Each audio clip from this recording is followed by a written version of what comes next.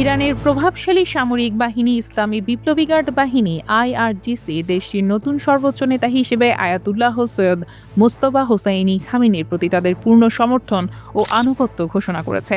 তারা এই নির্বাচনকে ইসলামিক বিপ্লব এবং ইসলামিক প্রজাতন্ত্রের ইতিহাসে একটি নতুন সূর্যোদয় এবং এক নতুন পর্যায়ের সূচনা হিসেবে অভিহিত করেছে। বিশ্লেষকরা বলছেন, আইআরজিসির এই প্রকাশ্য সমর্থন মূলত মোস্তফা খামেনির নেতৃত্বের বৈধতা ও রাজনৈতিক স্থিতিশীলতাকে আরও সুসংহত করল।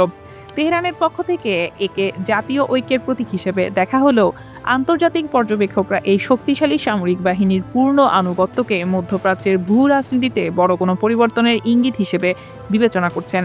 মোস্তফা তার বাবা খামেনির চেয়ে আরও কট্টরপন্থী। তার নেতৃত্বে ইরান ও আইআরজিসিও আরও কট্টর ও যুদ্ধংদেহী হবে বলে মনে করা হচ্ছে। এরই মাঝে তার আভাসও মিলতে শুরু করেছে।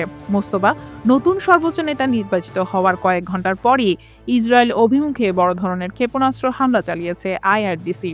দেশটির রাষ্ট্রীয় সংবাদ মাধ্যম আইআরআইবি জানিয়েছে, এই হামলাটি তাদের দীর্ঘমেয়াদী সামরিক অভিযান অপারেশন ট্রু প্রমিস 4 এর 30তম পর্যায়ের অংশ হিসেবে পরিচালিত হয়েছে। নতুন নেতৃত্বের অধীনে এটি ইসরায়েলের বিরুদ্ধে তেহরানের প্রথম সরাসরি সামরিক পদক্ষেপ।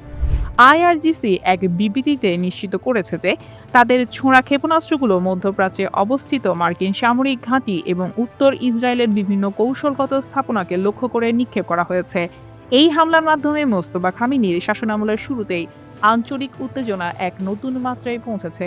ইসরায়েলি জরুরি পরিষেবা এবং সংবাদ সংস্থা এপিএফ জানিয়েছে, ইসরায়েলের আকাশ প্রতিরক্ষা ব্যবস্থা অনেকগুলো ক্ষেপণাস্ত্র রুখে দিতে সক্ষম হয়েছে।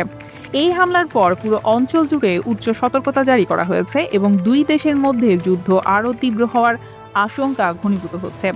এরই মাঝে শত্রুর বিরুদ্ধে হামলার পরিমাণ আরও বাড়ানো হবে বলে হুঙ্কার দিয়েছে আইআরজিসি।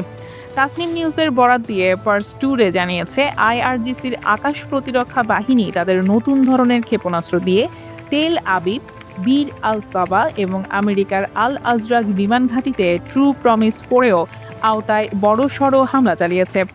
আল আজরাক হচ্ছে মধ্যপ্রাচ্যে আমেরিকার সবচেয়ে বড় বিমান পরিচালনার ঘাঁটি। সেখানে কয়েক দফায় হামলা চালানো হয়। অন্যদিকে ইসরায়েলের তেল আবিব ও বীর আল সাবা সামরিক ঘাঁটিতে ইরান তাদের অত্যন্ত ভারী ও ব্যাপক ধ্বংস ক্ষমতা সম্পন্ন খাইবার শেকান ক্ষেপণাস্ত্র দিয়ে আঘাত হেনেছে। আইআরজিসি এক বিবৃতিতে আরও বলেছে, আগামী ঘণ্টা এবং দিনগুলিতে আগ্রাসী ইসরায়েল মার্কিন অবস্থানের ওপর হামলার পরিধি বাড়তে থাকবে।